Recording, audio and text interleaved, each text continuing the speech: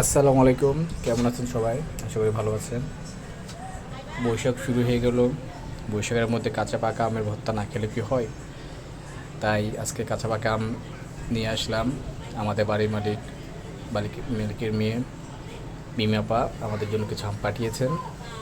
তা দিয়ে আমের ভর্তা আবার তৈরি করতেছি। সিয়ারার জন্য আমের ভর্তা। সিয়ারাও আম পছন্দ করে, কিন্তু ও ঝাল খেতে পারে না। তো যা হোক, আমগুলো ছুলাই নিছি, ছুলাই আস্তে আস্তে ছুরি দিয়ে কাটতেছি। চিকেন করে কাটলাম কিছুক্ষণ।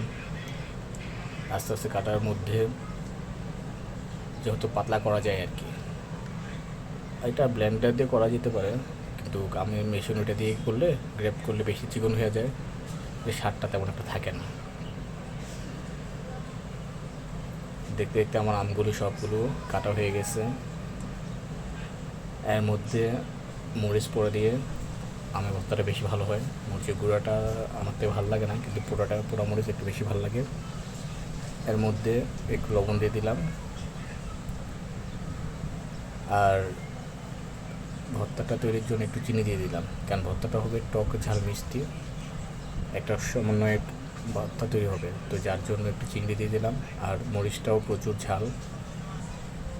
তো আস্তে আস্তে সেগুলো মাখিয়ে নিলাম।